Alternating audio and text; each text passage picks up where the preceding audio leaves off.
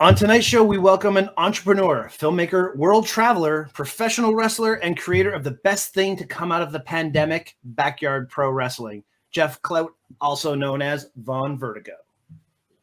What's up? Welcome to the show, man. How's it going, guys?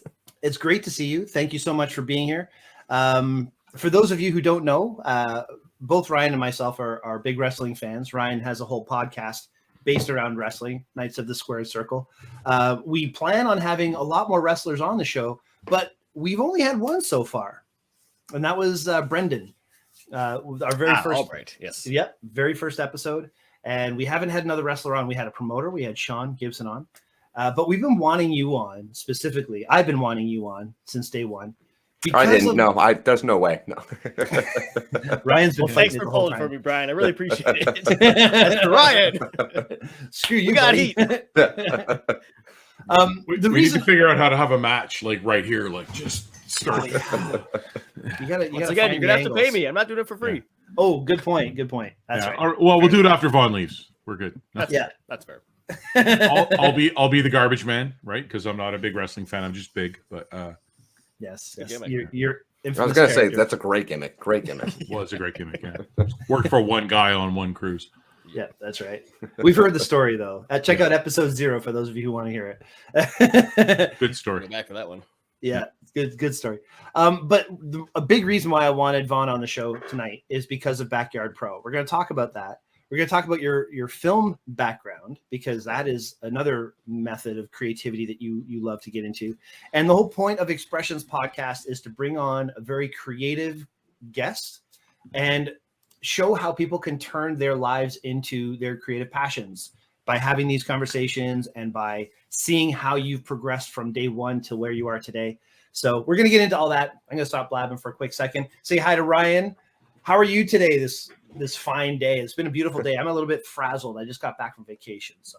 I was going to say, I'm a little bit flustered myself. Got a busy day at work. Had some laptop issues that you guys saw at the start here. So my hair's all over the place from pulling it out, but I'm here. I'm ready to rock. I'm happy to see Vaughn. It's been too long, my friend. And I'm happy to see you guys back again every Monday, ready to rock. Awesome. Mark, you had a good week? I did. Well, actually, as you know, I was in Southern Ontario. I surprised you at Henry's there the one day. That was. I turned around. I'm like, Mark. Hey, Mark. What are you doing here? I should have been recording. The reaction. But no, it was awesome. I was down in Southern Ontario. Long drive. I got back Saturday night, and I did literally nothing yesterday, which was awesome. I binge watched some SWAT on Netflix, and that's about it. But today back to work and had a nap before the show, so I'm raring to go. Well, that's about the exact opposite of what I've been up to. Been driving for about 4 hours. Not like you're not used to these kinds of things. I was thinking about it on the way home. Like Mark usually does this, where he'll show up about half an hour before a show and be able to sign in. I got to unpack the computer. I had to unload the car. Anyway, it was a great weekend. We spent some time with a squirrel. It was fun. All right. Now let's talk about the real important stuff. Yeah. Sure. A little self-deprecating there from Vaughn, yeah. So I love wrestling. My wife loves wrestling. Ryan loves wrestling. Pro wrestling is something that most people don't fully understand. Yep. It's something that is so much more than just entertainment, and it's so much more than a sport. It encompasses so many things. I personally think that the best wrestlers are probably the most creative and some of the smartest people I've ever met, because you have to have an amazing memory. You have to have an amazing ability to think of storylines and how things weave together. And not only from one wrestling group. I mean, you don't only wrestle in Barrie where I see you. You wrestle all over the world. Yeah, so, I mean, all over the world, I guess. in several places in the world. Internationally, at the very least, yeah. I am an international professional wrestler. Yes, I can say that, I guess. So why don't I hand it over to you for a quick second, and please explain to me what you consider to be your creative specialty. I mean, I guess professional wrestling would be my creative specialty. I mean, I've been doing it since I was 14 years old. I started training in Squared Circle in Toronto, and then I originally signed up and kind of said like, hey, I don't really know if I want to be a wrestler. I love wrestling. I don't know if maybe I want to be a commentator, maybe want to film things. And they're like, yeah, we teach all that. Don't worry about it. And then I only got taught wrestling. So, but yeah, I guess for the past almost 12 years now, I've been a professional wrestler. But then the other side of me is the film background. So I was making videos as a kid, and then I went off to school. Sorry, your audio's cacked out a little bit. Try this. You got your hand over the. No, I do now, but Sorry. how is this? Are we sounding okay? Much more Back to better. normal. Yep. Much better. Yes. I'm a wrestler. Filmmaking came from well, I mean, I didn't really know what I wanted to do other than wrestling, but I knew that broadcasting was a very like it kind of involved wrestling. There's a lot to do with broadcasting as well, and I kept hearing like NXT was coming up around the time when I went to school, and they kept saying like there's jobs beyond wrestling as well. So I figured maybe it's also a long-term thing where I can be involved after wrestling in broadcasting. And there are so many avenues. Yes. Within the world of wrestling, I mean, there's a whole ecosystem. There's everything. You can do anything. Now, the training that you've had, the college that you went to, maybe you can tell us where you went to college. Yeah, I went to Humber College. I went there for 2 years for a television broadcasting and videography program.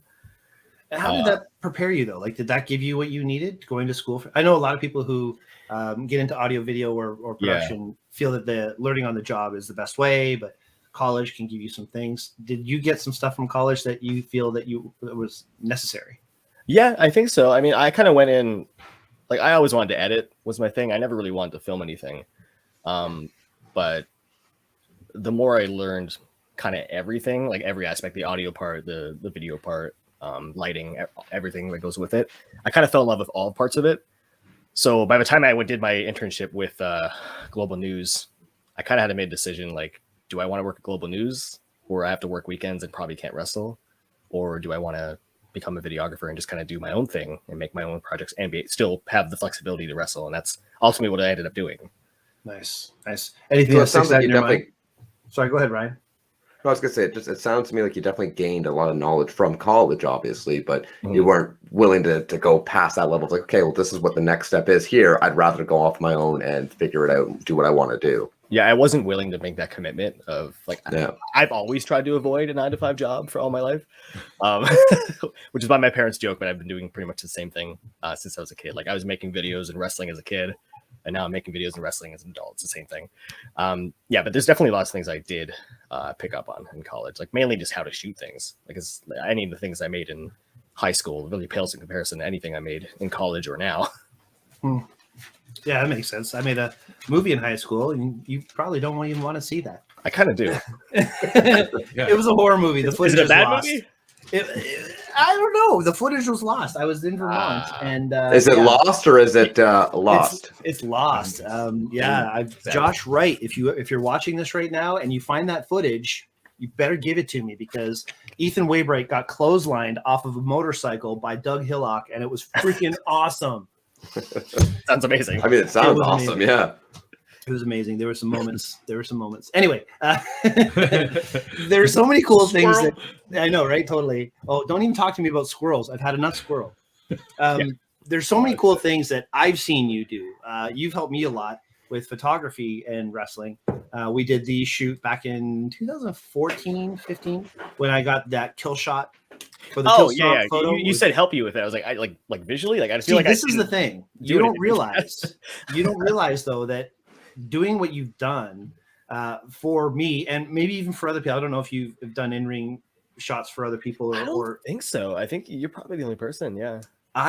That shot right there gave me confidence. It gave me a photo that's up in Woodbridge store. It taught me a lot with Mark helping and other people helping with lighting off in the background. So this is what I always talk about, the wake that people leave.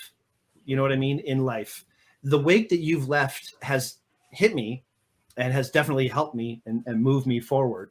So I appreciate that.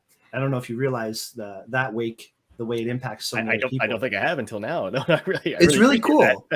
It's really cool when you start thinking of it that way. Yeah. So thank you for that. But beyond that, the other things in wrestling that you do, explain how the creative side comes into play when planning a match. I've always wanted to hear from a wrestler when you're planning a match. Is it all about the storyline that the wrestling group that is hiring you wants you to do? Is it about the same match that you have all the time? Like, how do you guys work that out? There's so many variety and variables to it. Because if it's like a one-up, like say I'm wrestling in somewhere I don't normally wrestle, like Niagara Falls or something like that. If it's just a one-off match, there's no story, so the creative process is very limited to just the match, right? Where if you have a storyline behind it, it almost becomes easier to plan the match if there's like a story. But that's not always in our ballpark. That might be in the promoter's ballpark, Like I remember Kobe Durst and I had a feud over his girlfriend at the time for a company in Hamilton, and the promoter wanted me to like play a violin to like serenade her because I was like the asshole like trying to take his girl kind of thing when I was like 19. It was like, I don't even know how to play violin. How did that work? Because that's a weird request to be like, hey, by the way, can you just play this violin and serenade her? Like I know you've got the skill. What? Do you have a violin? Can you pay me for classes? Like, I'll try, I guess. I don't know. Just everybody knows how to play, right? How do you not know how to play the violin? Like, such a common thing. Okay, we got to know what happened though. Did you play the violin? I didn't play the violin. That like the storyline started. I think I like hit on her in a match, and then like Kobe attacked me, and then like it just never went anywhere. That's also the problem with independent wrestling, where people will start these programs on the show, and then next show the person won't be there, or there's heat or something, and it just never ends up continuing. It's very rare you can get like an actual storyline to happen. Barry is a good example of that because it's kind of month to month is easier than doing a show every 3 months because people forget what the story is. Yeah. So that's why I kind of what I learned at Barry doing these main event matches is that nobody remembers for the most part what happened last show. So that's why it's my job to make these promo videos to kind of remind people what the story is going into it. Talk about that for a second. Promo videos. So as a Barry Wrestling crony, a part of the crew, I've seen the progression and the storylines and so on. And I remember Shelly cutting to your videos and us seeing your videos. It makes the wrestling company feel more important. It makes the wrestling company feel more legitimate, that there's somebody taking time to produce something so good and so clean. And it really does add to the importance of the wrestling company because it all of a sudden makes people think, well, this guy cares enough to take time out of his day to tell us what he's doing, what he's going through. So was that your idea or was that Sean's? No, that was my idea. That just comes from specifically my storyline with the pillars. Like I knew the crowd was probably thinking I was going to get eaten alive by all 4 of them. So selfishly, it was kind of like, no, I've done things like I can hold my own. Here's the story behind it. Try to create a little bit of like intrigue and try to say some things that are kind of a little bit of a shoot to just kind of warrant it. I mean, it worked. Yeah, that was awesome. That's definitely what I learned from that is just making anything elevates the company. And it, like you said, it puts it in a better light. Totally. Well, I think to add to that as well, sorry to cut you off, Brian, but good. I think one thing that I've seen Vaughn promote heavily is that production value can add so much to a company. And even in your promos, it goes to show like you're not just setting up a camera and calling out your opponent. You're taking the time to actually do lighting, to do audio, to make sure that what you're saying, it's not just a quick little promo. You've got it scripted, I imagine, very heavily. You know exactly what you want to say. And then you add the production value on top of that. It just goes to show what the quality that can come out of that. Whereas, not to put anybody down, but you can see when you just set up a camera and you cut a quick promo, sure, it gets the job done, but you can see the different level of care that goes into something that you or a few others do. So yeah, that's exactly it. Like promoters will say like, hey, can you cut a promo for this match? And like it's 2 days from now or something. And it's like, no. And the reason why is because any promo I do is going to at least take 8 hours to do. And if I put out, like, if I just film something on my phone, vertical, oh my God, kill me if it's vertical. But, if I put out something vertical, it's not me. Like, I've already created this. Like, how could I do that if I'm the guy, like, trying to get production behind all of these things, Yeah. No, I get that for sure. So how do you get the footage? Like, obviously, you're in some of the footage. Is there somebody else that's filming with like, do you use an actual camera, or do you just use a phone for most of it? How does that process work? Well, now, I mean, before I shot on like a Canon 7D that I got from work. Now I have a Sony A7 III that I shoot on. Okay. Which I kind of took like the pandemic CERB money and invested into my own equipment because I wanted some. Well, why not? Exactly. That's what's for. Yeah. Yeah. So I shoot pretty much all my promos myself. If there's any like B-roll footage I need, I'll get my girlfriend to come help or anything like that. Really, I'll just instruct her what to do. All right. Perfect. So a lot of it's just you setting up a camera then. Yeah, pretty much all the promos I've done is just me setting up a camera and then just using a monitor to check like lighting and checking it like 2 hours before I shoot it to make sure everything's in place and whatnot. It's a real pain in the ass. If I'd had something to do it for me, it'd be easier, but it wouldn't reflect what I want the same way, you know? That's a really good point because we've both seen some wrestling companies shoot video footage for their promotions. Yeah. In a way that may not be the same way a professional would do it. Let's just put it that way. Yeah. Choosing frame rates, proper lighting, gimbal, whatever. That's something that's so important for you to do. And that's what separates, I'm going to say, that's what separates the Backyard Pro stuff from what I've seen a lot of other people do, which is why I said, to me, Backyard Pro is literally the best thing to come out of the pandemic. When that was going on, so let's first give, sorry, I got to rewind for a quick second. You mentioned the pillars. I want to explain what that was. For sure. The pillars are some wrestlers in the Ontario industry that have gone global and some that have gone just really big and popular. So we're talking Tyson Dukes, Brent Banks, Sebastian Suave, and Tarek. That's right. Awesome group. They came into Barrie and they dominated. And of course, the storyline was between you and the pillars, and there was a lot going on behind that. So I just wanted to clarify who the pillars were you talked about. Also scripted, and you said that it's like 8 hours for you to do a video. Yeah, I'd say like front to back. It usually takes about 8 hours to do. This is the thing I think, kind of thing. Yeah, and that's what people forget about. I mean, when you do something that looks good and it's clean and it's got great sound and it's got good music that's cut properly, it's not the kind of thing where you just literally set up a cell phone and hit record. No, I refuse. I can't do it. And not just you, but I mean, people in general should not. Oh, yeah. I certainly say should not. I mean, I don't think there's anything wrong with doing it a cell phone video. It's just, there's ways to do it that makes it look better. Like even just having like clean audio, I think helps. Like I know some of my earlier videos, I didn't have clean audio, but now that I invest in having a shotgun mic or a lav mic, it's made a world of difference. And I've always thought like if you have clean audio, nobody notices. If you have bad audio, everyone notices. Agreed. Agreed. Yeah. Excellent point. I say that not even knowing if my recording mic's that good. I don't know. And it sounds pretty good. My friend left my area. Yeah. My friend left my house years ago, and I've kept it since. So it's doing the job. If you're that friend, it was a different. It wasn't you. It was another friend that left it. Nah, he's cool. He's cool. Vaughn's keeping his mic. He's in Vancouver. He's fine. He's got a new mic now. Everything's great. Everything's good in the world. All right, so now let's move forward to the pandemic. Serve money. Do we have to move to the pandemic? Can we just avoid like any? Can we just skip right over the pandemic and when it ends in 2029? This is another reason I really wanted Vaughn on the show, was because when Backyard Pro was first announced, the little snippets were brought out and like the photos of, let's just use Forrest's character for a quick second. Yeah. Hot shit. Oh, come on. I mean, sorry. How much time? Bro, are we allowed to swear now? You can't just tell me. You can't start swearing and not tell me we're allowed to swear. You told me we're allowed to swear. Yeah. But what I loved about it, I mean, I know Fuerza.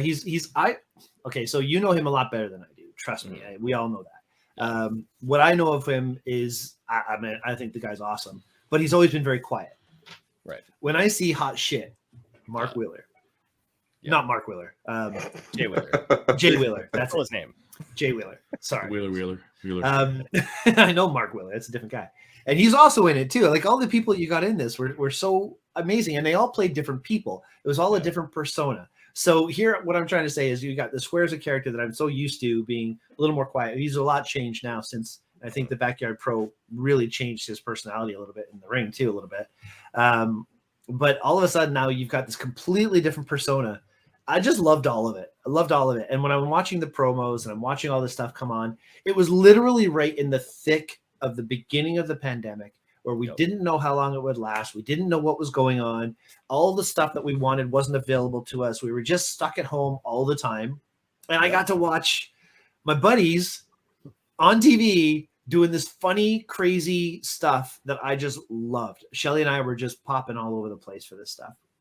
So I need to know ideas. Did you sit down with all these guys and say, all right, who do you want to be? Or did you have it all scripted and say, you're this guy, or we're going to do... I've been dying to know. It's got to be a healthy mix. It's got to be before you even take that question. It has to be a very healthy mix of the two. Maybe I don't want people to know what it is. No, I've done enough interviews. That's fair. That's fair. First off, thank you. No, appreciate it. Thanks for watching. That means a lot to me. So when the pandemic hit, obviously we couldn't do anything for fans at all. What I kept thinking is that anytime I was in the UK or anywhere overseas, they spent so much time on production and so much time just putting content out. And that's why their scene is so much bigger, because they just pump content out. And if it's there, people will watch it. And that's a problem that Ontario has. As you can tell, a lot of companies, at least before the pandemic, weren't putting any content out or weren't filming their shows. And I tried. How many Daniel Garcia matches have happened in Ontario that haven't been filmed, and now he's on TV? Like why was nobody filming this? That's right. So it was just kind of like I kind of just want to prove a point that, like, hey, if you make something and you put something out there, people will probably watch it. That's literally all I wanted to do. And then I got this new camera. I said, hey, do you want to film something with me? And we did this little we did like a backyard match in my backyard. Alexia filmed it. And I just kind of put it together and then put it online, like just as like a joke, because my thought was like, well, if we can't wrestle in front of crowds, why don't we just go back to being backyarders? Because that's pretty much what it is these days. Like that's what it is now, because there's no fans. So we put that out. It did well, and then I kind of looked at the Ulysses and I was like, sorry, whatever. You'll probably have him on the show at some point. I hope so. He did mine, so he'll definitely do that. Yeah. I mean, he's around. He'll do them. And I just kind of said, like, I think we could do this as a show. And then it was just kind of like, okay, let's pick 10 guys who would be down to do this, and then let's create a backyard wrestling show. But we found the 10 guys, and then we created like a group chat with it. And then in the group chat, in my mind, originally it was kind of like a serious backyard wrestling show, like a legitimate backyard wrestling show. But when you add Mike Rollins to the mix, oh my God, highlight to me. He was the highlight. He was everybody's highlight. I think that changed everything. Yeah. So to clarify to Mark here, Mike Rollins is a wrestler friend of ours who he wrestles as Psycho Mike. He's a little out there. He wrestled a literal Rock, who was our champion. No, The Rock. The Rock. Okay. I think for, 10 minutes, and it was very entertaining. And then they went on to have a 2-week match in the following season where they brawled pretty much all over Ontario. If that makes any sense to you, Mark, I don't know. A Rock. Yeah, I can picture. Now, is this it is Mike's Rock, yes. So no, sorry, I'm backing up to Backyard Pro here. So Backyard Pro, this is obviously content that's online, and our viewers and listeners can find it where? Yeah, you can find it youtube.com/backyardpro. Search Backyard Pro on there, and it'll come on. And Brian, you'll put the link below as well. Oh yes, definitely. Yeah, because I'm gonna go find it and watch it. I have to say, these guys, Brian and Brian, have endured me texting them. I travel for work, and I'll be in a restaurant, and there'll be some inane football game on or hockey game on. Yeah. And then, because there's always like a bunch of TVs, and one of them will have wrestling on it, and I just watch the wrestling because it is more entertaining than hockey, football, baseball, fair enough, soccer, anything combined. Like it's got an entertainment value to it, and what you guys do is true entertainment, and the athleticism. Like I noticed in your notes, you've got as one of the things you like to do is working out. And I can imagine that you would have to, because I couldn't really be a wrestler. I don't work out. So I pushed. I, my I luck wouldn't work sometimes. out if I wasn't a wrestler. That's for sure. But I was going to say, one of the reasons I really enjoyed Backyard Pro is because somebody like Mark or somebody who doesn't watch professional wrestling could tune into this very easily and find a lot of entertainment in it. Absolutely. Because in a lot of ways, it plays like a parody of pro wrestling, but you're using actual talent who genuinely care about this business. So And can it's a genuinely very do nice it. play. Yeah, exactly. They're Like all it's good. Yeah, I think production-wise, it's very well put together. Talent-wise, it speaks for itself. And then again, you've got the comedy aspect of it, because when you watch it, that's not traditional wrestling. In no way did anything they did in Backyard Pro. You're not going to see that in an independent, or well, maybe in WWE these days, maybe. But Good point. but other than that, I mean, I think it was a great, healthy mix of both being a comedic thing that you don't have. If you're a wrestling fan, we all got the ins and outs. We all went, "Oh, I see what he did there. That's very clever." If you're not a wrestling fan, I think you'll just watch this and genuinely laugh and enjoy it. What kind of feedback have you gotten from this? What kind of what came of doing Backyard Pro for you? So initially, God, it was scary because we start I started making these graphics, and I'm not a graphic designer. My girlfriend is a graphic designer. She did all this. She did season 2, season 3, did good graphics. I did the first season graphics. So I deliberately tried to make them look like kind of good, but they ended up looking shitty anyways, which worked perfectly. So I started these the ones with like the background, like the wooden fence or whatever, and and then everyone just took a promo photo with their phone and whatnot. I did what I could to make it like work. Anyways, oh god, I lost my train of thought here. I'd make the graphics, we'd announce the talent, say Jay Wheeler, hot shit Jay Wheeler's coming to Backyard Pro. He's the Backyard Pro champion with the WWE replica title on his shoulder. We post it on the Ontario indie group, and we get comments like, "Look at these backyards trying to take over the business. Like, this is why these guys need to get trained. They shouldn't be in a wrestling ring. Like, these people who don't know who we are didn't understand the idea of it at all. Maybe didn't understand it was Ulysses because he looks different, because all of us were playing characters. I don't know, but like that's when I knew we had something, because it worked. You know? Yeah. Because to your point, first of all, you're right. Jay looked nothing like Fuerza. Jay Wheeler and Fuerza are two completely different looking individuals. But I remember seeing that when you were posting this initially. I saw all of those comments, and I kept thinking to myself, it's got to be hard for you, because you handled it, I think, very professionally. You said, "Hey, give it a chance. We're all workers. We all are working hard to put this together. Check it out before you make judgments." But in my head, I'm thinking, you must be thinking, "Fuck you, buddy." Like, you don't even know what's gone into this. I was very worried that we were going to get buried out of it, because I didn't know what was going to happen. And you never know how people are going to take what you do. That's something we've learned on this show. You just never know. But I think once Ethan Page sent me a promo for it, and once Josh was down to be in it, I was like, "Okay, we're good." Because now I know that people that are legitimately I don't know what the word is. They're zealous. People earn the respect, I think, in a lot of ways. Yeah, the people respect these guys. Once they're on it, they're like, "Oh, okay, this is actually a real thing." Televised people. Yeah. I mean, Josh Alexander is a TNA champion. He's X Division champion in the last season. So he's just a beast. Sammy Callahan reached out to me out of nowhere to do a cameo for the last one, and it never responded after that. Really? I had random people approach me about doing cameos. That's so cool. That's another question I was going to ask you. Yeah. Is there a plan for another season? I don't know right now. There's wrestling's back right now, so I'm going to try to enjoy that for now, because it took so much of my time to put everything together. Yeah, no doubt. Yeah, I mean, the hardest part's probably finding a venue if you ever need one. It's like right. Yeah, that's true. I think you put it up. Traveling everybody there. Yeah, I know. I'll say it now because I'm not sure. I would love to do a live Backyard Pro show. I just haven't figured out specifically how to do it. I've got 100-foot lot right here. If it would work. Yeah. I don't know. We'll see post-COVID once all this is actually over.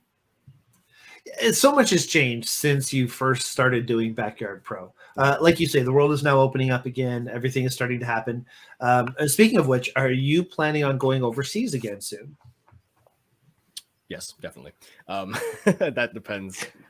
I mean, I want to go to States as well, but I think they just announced today that it's being extended, and then I'm just kind of waiting to see how the UK is, because with the UK specifically, that's mainly where I go when I go there. I do some stuff in Italy and Germany, but mainly the UK. Most of their talent's been hoarded by NXT UK, so there's little bit of a lull in the shows happening over there. So I'm kind of just waiting to see, just kind of feel it out to see how things are happening, and before I make that judgment to go back. Never would have thought of that, actually. Yeah. I just almost want to rephrase Brian's question, because I know, Vaughn, I'm sure you're always willing and itching to go back overseas. You want to travel. You want to get your name out there. Yeah. What is your take right now? Because, again, traveling is obviously very difficult. Is it going to be something that, even with NXT UK being in the position that it is taking UK talent, would you be able to travel to the UK right now and take bookings in the UK? Or was it something that you're more comfortable staying in Canada for the next month or so to see how things are playing out? I think if anything, the UK, I'm looking next year. Just like I said, I'm still waiting to see, because I think we are allowed to fly there now, but I'm not sure if there's still quarantine or what the deal is. I really just kind of want to wait to see how things go. Okay. For at least 2-3 months before I make that jump, Right. Now with American bookings though, you could take those. Like you can enter the States, you just can't drive over the border. Flying is fly in, yeah. Yeah, and there's not a big flyer there. Still, the visa issues with that. Right. That must be that's true. I always forget about the visa issues with the States. Yeah, that's a good point. I remember watching Border Patrol where is it the Chris Hero episode? It's exactly in Australia, which I watched when COVID was hitting in the UK and I had to come home. That's what I watched on TV when I was stuck in the hotel for a bit. Oh, that's right. I forgot. You were traveling during all that, weren't you? Yeah. Yeah, I forgot about that. Well, a year and a half ago now. Yeah. What a year and a half. Yeah, so that crazy. Chris Hero episode, man, he had a hard time getting across the border. I believe that was Australia, I think. Yes, it was. But yeah.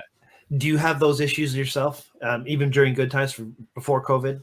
I haven't, at least for the UK. I'm always wary of going to the States. I haven't had any issues personally, but there's so many people who have that it's scary. I think it's also limiting. Like, there's lots of shows we want to take in the States, but at the same time, it's like, should we take that risk? Do we want to take that risk for little money? Yeah, there's so many different risks involved where it's like, sorry, I mean no money. There's definitely no money crossing the border. No money. There's never any money involved. Actually, it kind of leads me to the question I was going to ask you, though. I mean, I know how little pro wrestlers make. Yeah. Because Chris Drury had it written on the back of the room. Yeah, how much each person. Anyway, I think Sean told that story. Yeah. Yeah, it's still there. Is it still there? It's still there. Yeah. But the risk versus the pay. Right. Why do people like yourself put so much time and energy? Like you say, you've been putting you're into this more than a decade already. Yeah. For such little reward. That's passion. That's what it is. Like it's never about the money to me. I mean, sorry, that's not what I'm going to say. It is slightly about the money to me. I don't want to work for free. You got to live. Yeah. But I need to at least break even on everything I do, And sometimes you don't do that. Sometimes when you go to the States or you go to the UK, you're not going to break even because you're investing in yourself. Much like I took serve money. That doesn't count. But if I were to take not serve money and invest into my production equipment, it's the same idea. You're investing in yourself. I see the money you took as exactly what the money was intended for. Yeah. Exactly what the money was intended for. Not only did it help you, because mental health is a big deal, and we're going to talk about that in a quick second, but it helped so many people. What was your viewership for Backyard Pro? It must have been huge. Much better than the first season. I don't know the numbers up. I think it's like 5,000 for the first episode, when all the other episodes are somewhere around like 2,000 or something like that, which is awesome. Far more than anything I've ever created in my life for views. That's awesome. We've only had one episode up there, and I think more of an impact on Twitch, which I'll take. So, what do you mean by that? I think there was I tuned into Impact one night, and so like concurrent viewers. When I would put it as a premiere on YouTube, so it's live, right? And I think we almost had like 200 or something like that. And the Impact, I had like 100, and I was like, really? I did better than Impact? How did that happen? Well, because it's more interesting. Yeah, I don't know. I mean, so much hype for the first season. I guess loved it. We watched every episode. Absolutely. Thank you. I think last season's superior to everything, but that's me. It's just something that, again, during a time when mental health was so hard for so many people, it was a release. It was an escape from, WWE crap. I can't even watch it anymore. Shelly watches it. Networks on all the time. I can't even pay attention. I tune right out of it. It has to be more interesting. It has to be more. But not even Not even just the WWE side though. Like to me, Vaughn, you were saying that you find like the second season was your favorite and like probably the better season. I'm so impartial to that first episode I saw because like Brian had said, we were in the middle of like mentally this weird time frame where we couldn't see our friends, we couldn't go and do anything, we couldn't go enjoy professional wrestling. I remember watching that first episode with my wife and we were sitting in the basement and watching Rollins versus this Rock. I just thought, I don't know what's going on. Like at this, What is happening here? Well, to me, I remember thinking this makes more sense than everything else in the world right now, which is the most bizarre thing ever, right? And so for me, the first episode is always it held a special place to me because it made me feel a sense of normalcy, which is weird to think about with Backyard Pro, but it really did. It made me think, you know what? Like I can understand this. I get what's going on. It's hilarious. This is what we needed right now. So it's not too serious. It's done well, and that's the thing too. It was the production value was really, really good. It wasn't like watching somebody with a flip. Well, it proved exactly what Vaughn wanted to prove, I imagine, is that, hey, if you put the time and effort into it, you can make something look extremely good. And all you guys did was, again, create a parody of wrestling, for lack of a better word, and you made it look so professional. So goddamn professional. I don't know how, like, I hate to, like, toot my own horn on it, but, like, we've surpassed a lot of social media stuff on local companies that have been around for years in the span of a year, and that's what it is. It's putting stuff out there works. And that's why we put Mike in The Rock first, because it was so crazy, and I hope people wouldn't look away when they watched it. Yeah, he's brilliant. It was entertaining. I did a workshop at Ben's place. Okay, Ben Ortman. Mike was one of the guys performing, and I was doing a photography workshop. Right. The matches that he had in that fake, photo shoot kind of environment, probably the funniest things I've ever seen. I mean, what a character. And to have him go on and wrestle a Rock, and then to have him wrestle for 2 weeks straight was his commitment to anything he's done is incredible. He's the case where, like, we had like ideas for some people. Mike was like, whatever you want to do, man. Like, I'll just shoot it. Like, I don't care. Just let me know what we're doing. He took the most simple idea and actually made it beyond entertaining. Like, he wrestled an inanimate object. He stood there and wrestled and for 10 minutes. It wasn't a short match. 10 minutes, and then his 2-week match, he actually brought to an actual wrestling show and fought The Rock in the ring before the show as part of the 2 weeks while the show was being aired to make it seem like the 2 weeks was happening. What a guy. And through all the injuries that he sustained through that entire thing. Oh, yeah, so many. Yeah, it torn everything one right after the other. Torn everything. He tore both his knees like twice or whatever. Yeah. I highly recommend people check it out. It's so hilarious. Well, I'm going to watch it tonight when we're done because I got to see it. Seriously. Yeah. And let us know what you think of it too. Anyway, I will. The show isn't just about Backyard Pro. It's about somebody who is a creative person who has managed to use his creativity to fulfill, not just make himself feel better. Has mental health been a big deal for you? Has doing Backyard Pro and the other things you've done brought you out of it or helped you? What's happened there? Oh, yeah. Made it worse? No. No, I don't think so. Well, maybe at times. I mean, there's a lot of editing. There's a lot to do with it, but no, I think it definitely helped. And we were all at a place where we needed something to work on creatively. So I think everyone was very thankful to have something to work on, even if it was for like little money that we raised together to spread out. But most of it ended up being donated anyways. But the pandemic's been hard for everybody. For me, it was like, I'm not the type of guy to like I'm kind of nomadic in a way where like I keep all my stuff in a bag at all times. Like I'm always staying at my girlfriend's or like somewhere, or I'd be staying at like a wrestler's house on the weekend. So now it's like, well, I have to stay at home now. I don't know. Like it just feels so weird. Now I have to like unpack my stuff for the first time in years. And it's very strange. Yeah, just stuck. Yeah. This whole thing's been really hard. Feeling. That's also the same reason why we started our show as well. I mean, we were all in a funk individually, and I think the show. I guarantee the show helped me. I can only speak for myself, but definitely it's helped. And just doing something creative. And again, the point of expressions is to show people that how being creative can bring you out of these funks and can give you something to do with more purpose and more meaning for sure. Yeah, absolutely. I know like every single time I finished a Backyard Pro season, it's like, what do I do now? Like I need another project to work on because otherwise I'm going to go crazy. Like honestly. Yeah, for sure. Mark, were you going to say something? No, I was just going to say, so like we're talking about COVID. So wrestling is obviously starting up again, like in a limited fashion. I know you guys have had some events. How has COVID changed how those events happen for you? Like from sort of the whole ball of wax from the wrestlers and the staff that run the events, as well as the fans coming in. What has changed? It's just made a thing that's already kind of difficult to put on even more difficult in a way. Like now we have to have limited, fans in attendance. If it's outdoor, we can get away with a lot more. But if it's indoor, everyone has to be masked and whatnot, which is a whole other issue. And then we have to make sure we're sanitizing. And then like even just the handshake in wrestling is very important. You have to say hi to every single person in the locker room. And now it's like, do you handshake them? Do you just wave from far away awkwardly? Like, what if I haven't met this person before? It feels so informal to not shake their hand. It's very strange. Right. No, I'm actually going to a meeting this week, and are you? In the notes it said like everybody's masked, and it says it is a handshake-free zone. And I mean, there's going to be people there that I haven't seen in 2 years. It's going to be tough. So I'm going to keep a little hand sanitizer in my pocket just in case a handshake slips. In the world of wrestling, a handshake is a lot more than a handshake. It's respect. Yeah, it's respect. And not only is it just to the wrestlers, but you walk around, that's how you met me. Shake my hand, just some photographer in the background. You're still going out and saying hi to these people. That's one of the reasons I love wrestling, because you go there and you've got these really cool people that'll come up and say, hey, how's it going? What are you up to?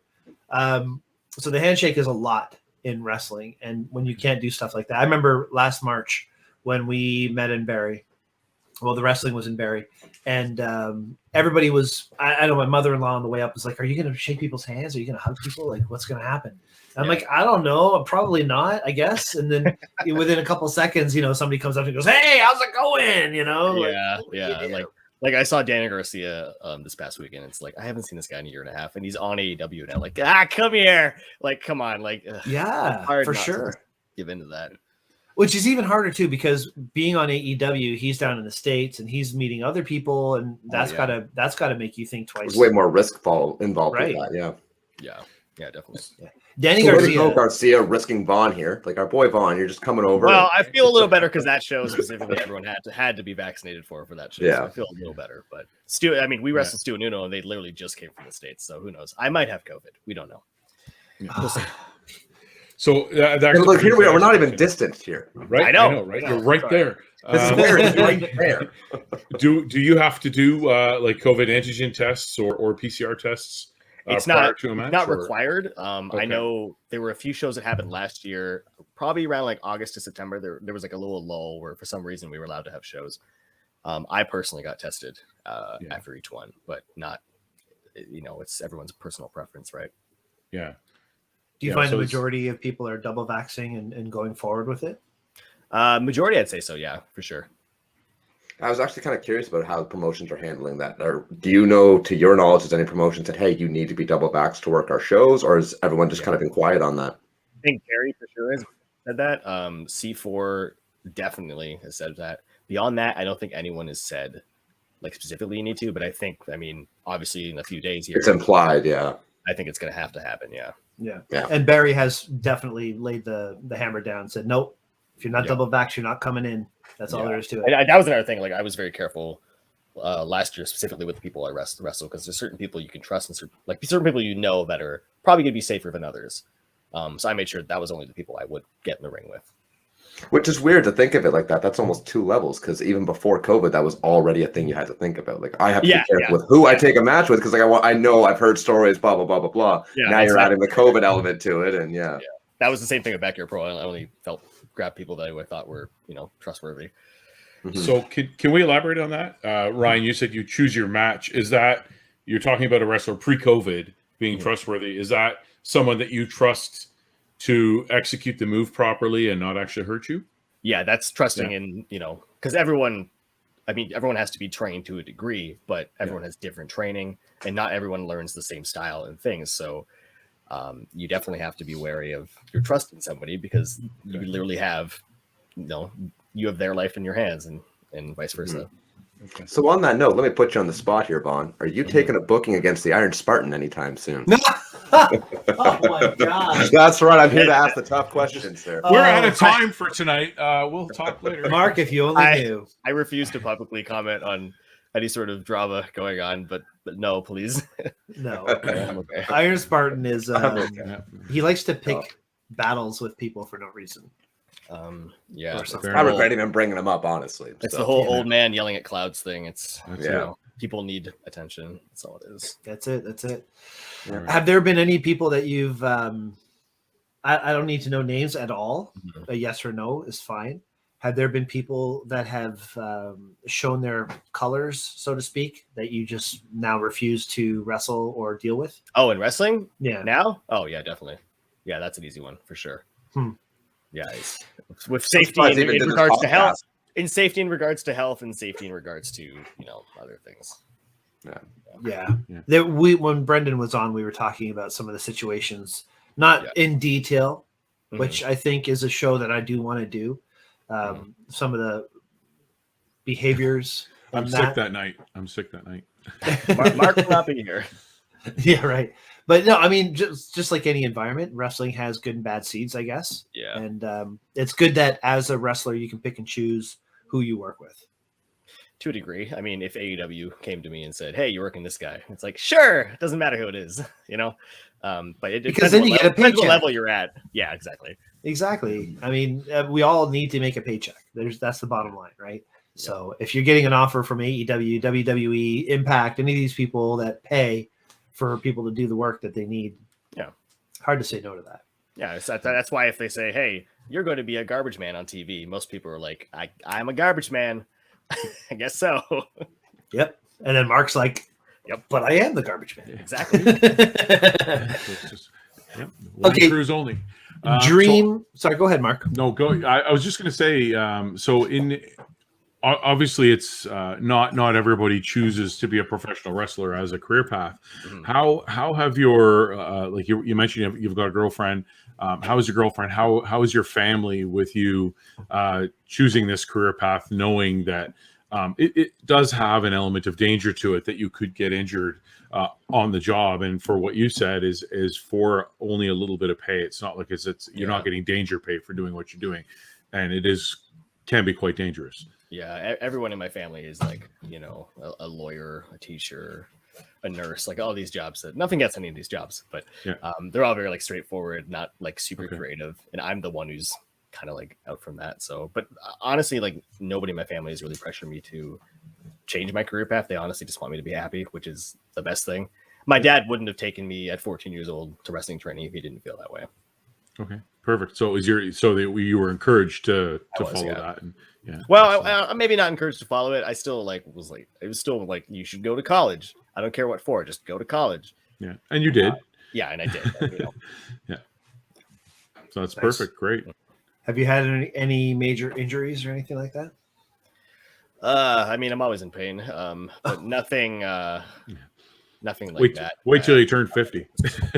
I don't want to turn 50.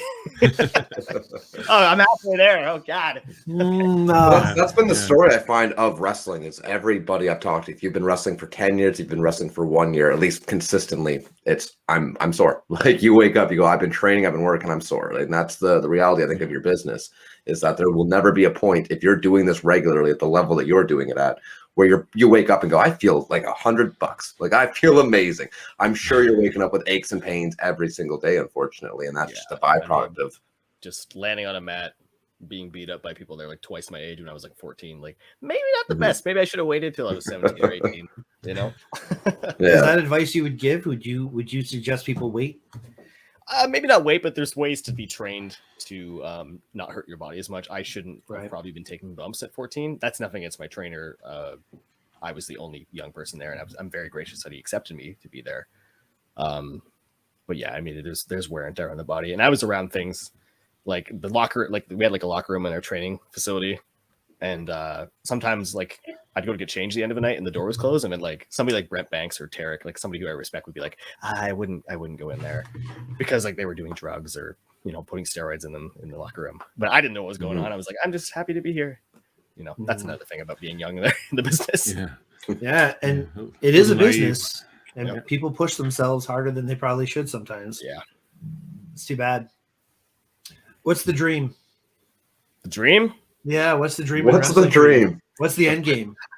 I mean, to wrestle and make videos, honestly. I hope I'm doing the same thing when I'm 50, to be honest. Can you see yourself, and let's just give it like a hypothetical, something that, Shelley and I have always talked about, seeing you and Fuerza in some kind of televised wrestling place, kind of like, any of the Young Bucks or, the Hardys or something like that. That's kind of how we always envision you guys. Yeah. Is that I was going to say, if he would just not do Backyard Pro and focus on a real promotion at this point, my God, man. Ouch. Ouch. No, I'm not putting down Backyard. I think the success of Backyard attributes to that. It's what I saw him do with Backyard Pro. I thought, if this dude created an independent promotion tomorrow, I shudder to think of what level it would reach. I'm not saying he would blow, but I think production-wise, it already speaks for itself. I'm curious to see what a Vaughn Vertigo independent wrestling promotion would become in the first year. My mind almost every day to do that, but I have to keep reminding myself I don't have the money. I'm 25 years old. Maybe when I'm 30, or maybe if somebody wants to give me their money to do it. I don't know. We'll see. No. What was the first part of the question? Oh, me and Forza TV. Yeah, that'd be amazing. I think that'd be great. But everyone has different goals. I know Ulysses wants to be a trainer, but it would be great to be a trainer to have a little bit of years of experience on TV. Yeah, for sure, absolutely. Just to have that on your byline or whatever you call it, your resume. Yeah, I mean, traveling the world wrestling sounds just great to me. If it's on TV, it's on TV. But honestly, just traveling and wrestling sounds fine to me. Well, we wish you all the luck and all Absolutely. the success in the world. I said at the start, I don't. Just wanted to. Listen, Ryan. What is I don't know what this heat is. Is it because we didn't my heel turn? say hi to This you? is my heel turn right here. Say hi to you at Chem Valley. That's why. That's exactly what it is, man. I knew it. I'm The handshake is a holding a grudge. respect thing, and it just didn't happen. There was Okay. no respect there that night. I felt. I'll have you know when I left, I felt bad about that. I want to turn the tables on Ryan here for a second. Ryan, we've the Knights of the Squared Circle is something that I've always thought was so interesting. You talk to so many people. You interview wrestlers all the time.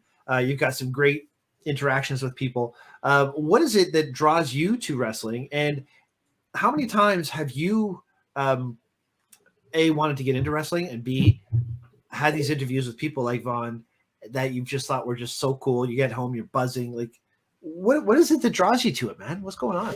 So when I was a kid, I remember the first thing I ever saw was Eddie Guerrero coming out on a lowrider. I'd already been aware of what professional wrestling was at that stage. I remember playing like WWF Raw on the PlayStation, little things like that. But I couldn't say I was a fan. I just was aware of it. But I remember watching Eddie Guerrero come out, had the lowrider, everything was great. And I thought, I don't know what this is, but this is incredible. And I was just drawn to it. And I watched it for about 3 or 4 weeks straight after that. And then that's when Eddie Guerrero, unfortunately, had passed away. So I remember watching that. And that was when I became emotionally invested, because that had happened. And again, I didn't really know Eddie, but I saw the way everyone reacted at that tribute show on SmackDown. And it resonated with me in a really weird way. And I became a fan instantly after that. I was watching every Raw, every SmackDown, every pay-per-view. I was on WWE.com constantly refreshing just to see if the stories had changed. And fast forward to now, when I created Knights, it was simply because I went on that very first Jericho cruise and thought, I want to get involved in pro wrestling in some way. I'm 26, I think, at the time. I'm 120 pounds. I don't go to the gym. I'm not fit. So I know I'm not getting in the ring. As much as I've always wanted to, I know it's not. When I look at a guy like Vaughn and I look at the people that are at a very high level, I know that I'm not going to put in the work that is required to get to that point. So I said, okay, what can I do alternatively to try to get involved, get my name out there? And funny enough, Vaughn and Holden were the two people that were gracious enough to be my first guests on the show. And like you had said, Brian, it was a really weird buzz coming back from that, because I didn't know Vaughn or Holden. I didn't know anything about independent wrestling. But here were two guys that were booked on this show that took the time before the event to chat with me, explain what their history in professional wrestling was. And I remember coming home just being like, this is the coolest shit in the world. I was so hyped on it.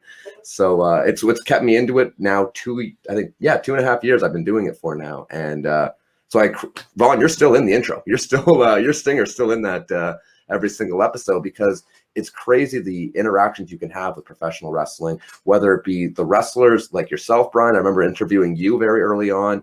There's been a lot of people that the wrestling community is incredible. it's a family. Whether you're a fan, whether you're a referee, photographer, wrestler, doesn't matter how you're involved in the scene. You're involved, and people will make you feel involved. And that's, I think, the biggest thing you can say about wrestling. It's what's kept me around. What's kept me in love with it is the community. It's really true. You see a lot of people in the world of wrestling who are outcasts or people that don't really click with other people, where when they go to wrestling, they're treated with respect and they're treated with some sort of reverence.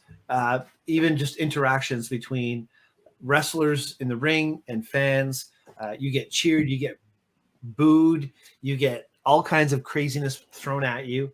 But the reaction that you as a wrestler, Vaughn, give to the fan makes them feel included.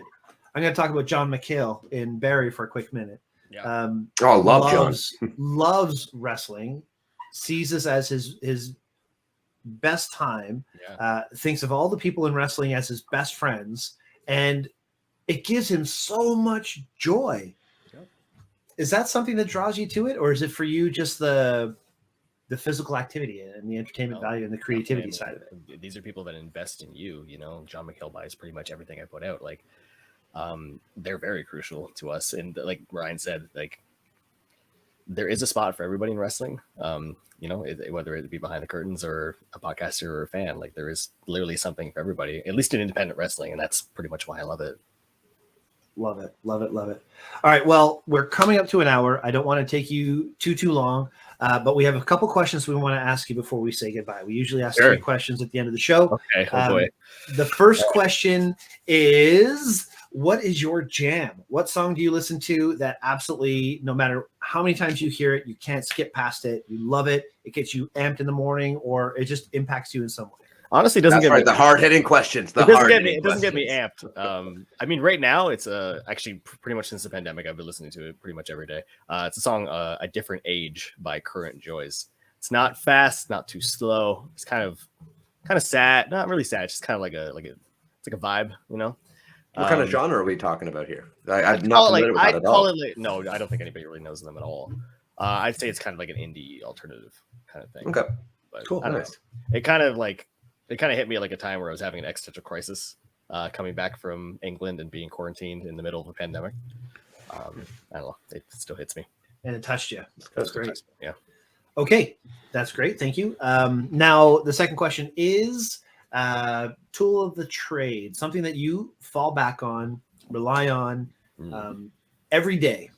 Can't be your trunks. What's that? Can't be your trunks. Trunks. I don't wear trunks. We're tights. Fair. Rely on every day. Yeah, it could be a concept. It could be an ideal. It could be something that you think about. It could be an actual physical tool. Like, what do you feel is invaluable for somebody who wants to do your trade? Oh, specifically with a trade. Let's go there, because I mean that's the whole. Yeah. Again, can't be your tights. A good set of tights. There you go.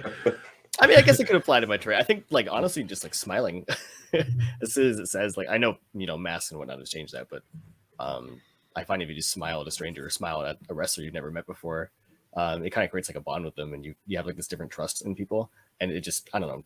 I think people need to smile more. That's just a general thought I have. But obviously, it's, not everybody can just force a smile.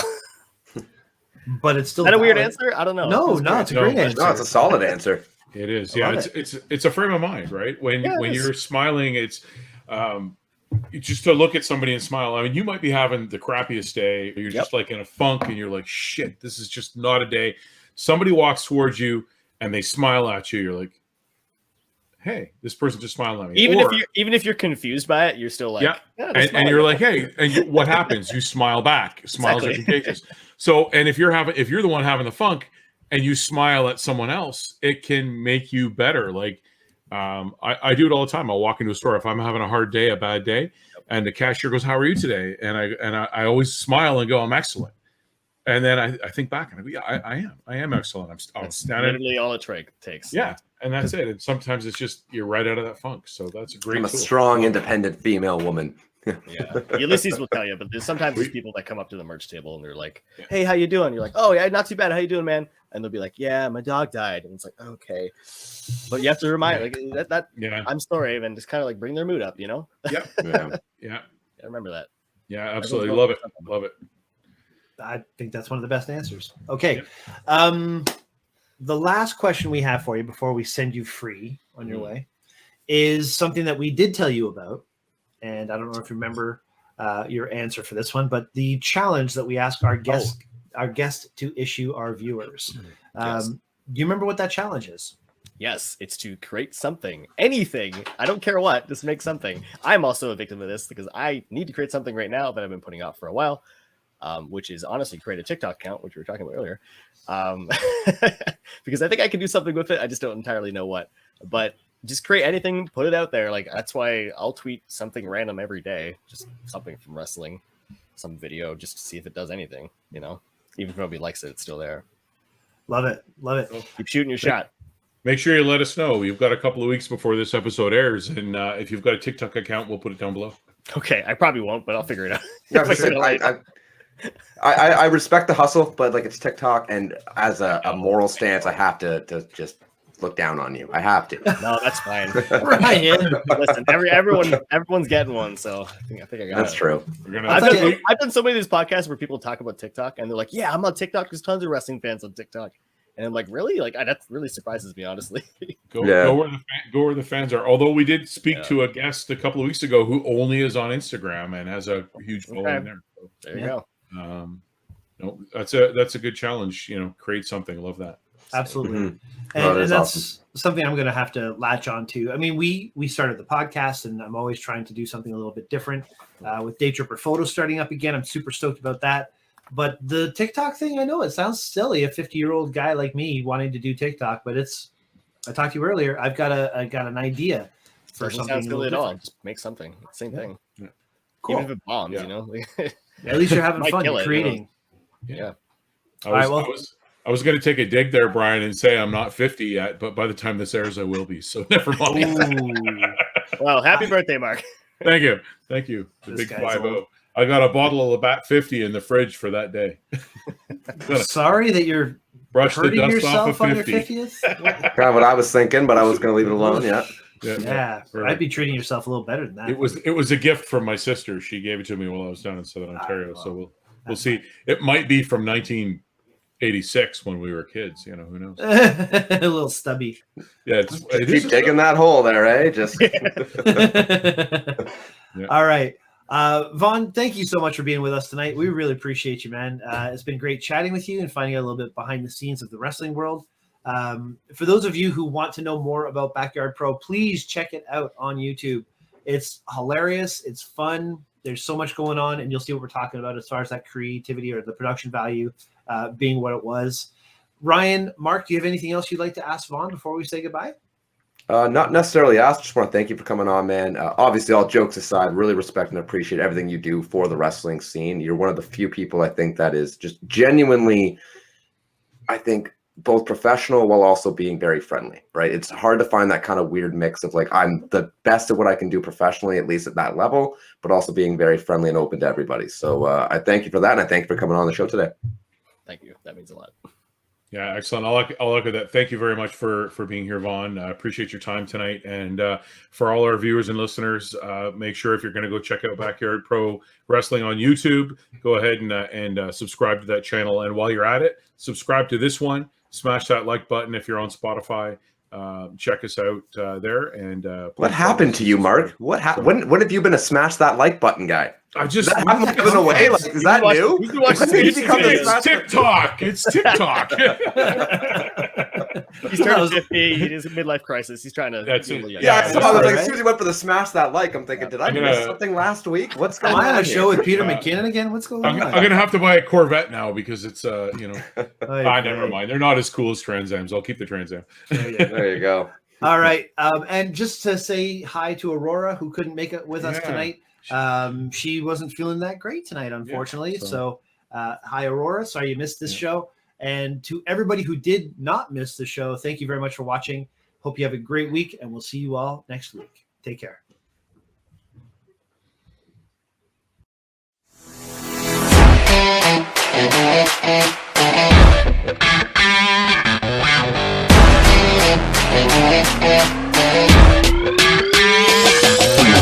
You could dance if you want, Probably not going to Backflip- dance. backflip More over the likely to bed. swear. I don't know about Yeah. that. Yeah. If you dance, I'll have to pay me dance. for that. Nobody Yeah. wants to see that. So I kind of Okay. do want to see Brian Cheaper. dance, to be honest. okay.